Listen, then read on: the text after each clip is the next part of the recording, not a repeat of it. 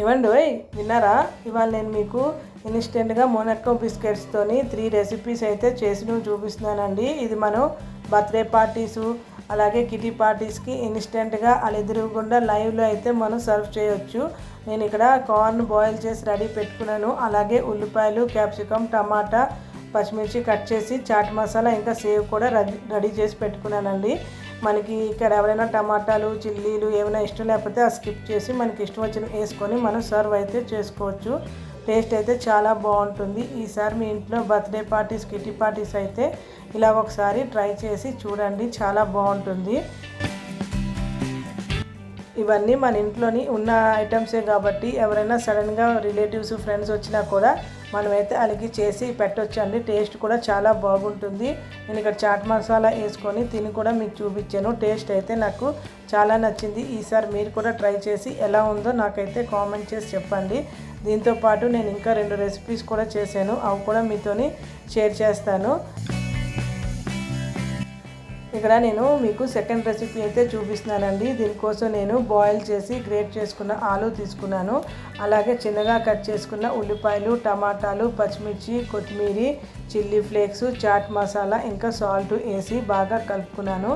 అంతా బాగా మిక్స్ అయిన తర్వాత ఒక బిస్కెట్ తీసుకొని దాని మీద ఈ మిశ్రమాన్ని పెట్టుకున్నాను. అలాగే దాని మీద ఇంకొక బిస్కెట్తోని కవర్ చేసి దానికి టమాటా సాస్ రాసి ఈ సేవ్లోని డిప్ చేసుకున్నానండి. ఇక్కడ నేను వీడియోలో మీకు ఎలా చూపిస్తున్నానో అలా చేసుకోండి. ఇది కూడా చాలా బాగుంటుంది.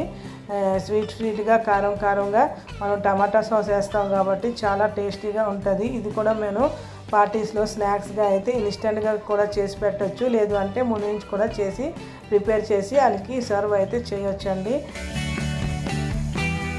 ఈ రెసిపీస్ మనం బర్త్డే పార్టీసు, కిటీ పార్టీసే కాకుండా ఇంట్లో ఎప్పుడైనా మనకి కారంగా తినాలి అనిపించినప్పుడు కూడా మనం ఇంట్లో ఇన్స్టెంట్గా చేసుకొని అయితే తినొచ్చండి. ఎందుకంటే అన్ని ఐటమ్స్ మన ఇంట్లో ఉంటాయి కాబట్టి మనం ఎప్పుడు కావాలన్నా అప్పుడు చేసుకొని తినొచ్చు. టేస్ట్ అయితే చాలా బాగుంటుంది. మీరు కూడా ఒకసారి ట్రై చేయండి.